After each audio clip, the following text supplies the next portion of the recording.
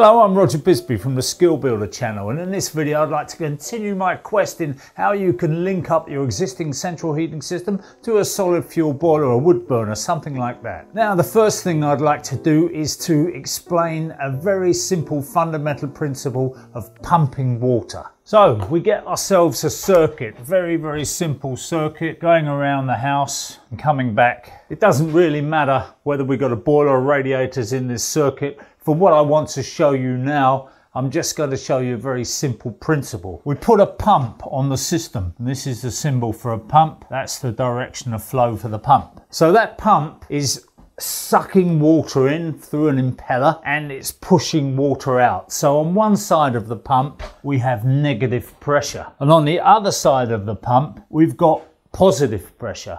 Now somewhere around that circuit we've got a point where the negative pressure and the positive pressure equal each other, and that would be what we might call the neutral point. Now in a closed circuit it doesn't really matter too much what you're doing, but when you are filling a system up with an open vent, you've got a vent pipe up here and you've got a feed and expansion tank here. That neutral point is no longer there. The neutral point is there, where the cold feed enters the system. And the reason that neutral point is there is because you've got a reservoir of water here. Everything here is on the negative side of it. So you're sucking down the water that is in that tank. If your vent pipe wasn't there, but it was a little bit further away, everything on this side is positive, everything on that side is negative. So you would have positive pressure here and you would have negative pressure here, and you would have the risk of this water that's in the system being pushed up that vent pipe there, over the top there, and being sucked down there. So it would bypass that to a certain extent, and it would just go up and over and round and back down. Two things we do to avoid that is, one thing, we put our vent pipe and our cold feed very close together, within 150 millimeters of each other. And if we do that, whatever happens on that pipe, the negative pressure is likely to happen on that pipe. It's a neutral point there. So by close coupling this vent pipe and this cold feed, sometimes we even do it like this so that we get that kind of arrangement. It means that if the water was tending to push up there, the suction on this side would be so great that it would kind of just pull it down there. It wouldn't want to run up there because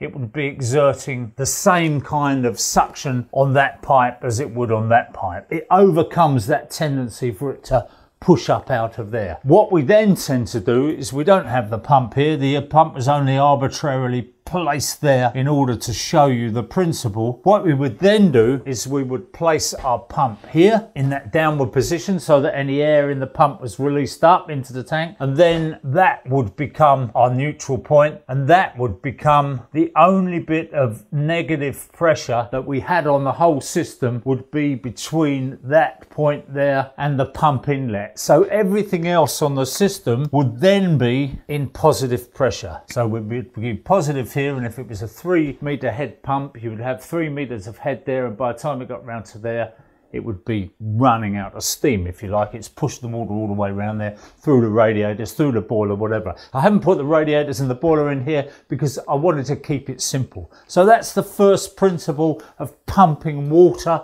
around a system that I wanted to tell you. Now the next thing that I want to tell you about pumping water around a system is simply that we all know water boils at 100 degrees centigrade at sea level.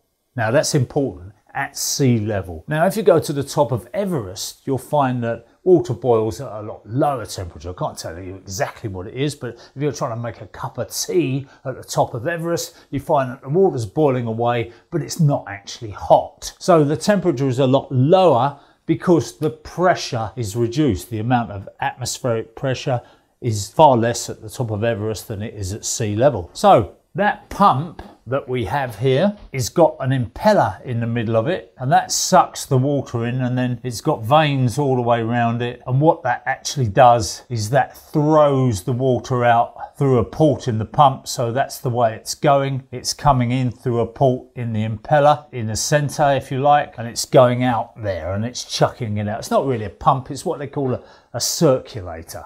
But anyway, the principle is that that pump is pumping water, and it will pump water quite happily until the water starts getting too hot. Now, it's one of those things that you can't actually pump boiling water. When you try to pump it, what happens is it just separates out, the air bubbles separate out, you get bubbles, you get cavitation they call it, in the middle of the pump where the water's all boiling, and then it comes out in a load of bubbles, and then you just get it contracting very, very quickly, and you hear it banging away. Sounds like somebody's hitting your pipe work with a hammer. It's really quite alarming. The reason that's happening is, one thing, maybe we've got a boiler in the system here which is uncontrolled. It's a solid fuel burner, a wood burner or something like that, and it's uncontrolled, and we've stuck a pump on it. Let's say this pump is on the return here. So the pump is there, and what we're doing is we're sucking water into the pump, and because the water is hot and the pressure on that pump is negative, so we've got a lower pressure than we would have at atmospheric pressure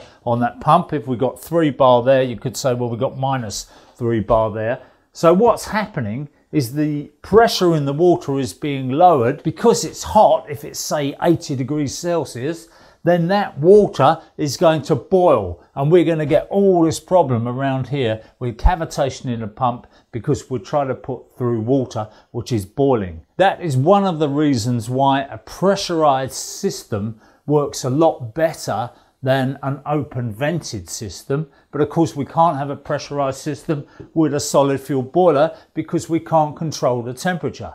We could have a situation where it blew up because it was under pressure. In a sealed system, in a modern sealed system, gas boiler, oil boiler, we can pressurize the system, and that means that we've got more positive pressure in the pump, and because we've got a controlled temperature as well, the pump works very, very nicely. So that's just a very simple fundamental principle of pumping water around a system that is useful when we come to the next part, linking up our central heating system, our solid fuel boiler, to our central heating system using a Dunsley neutralizer. That'll be the next video, but you need to know this bit before we can start talking about the neutralizer.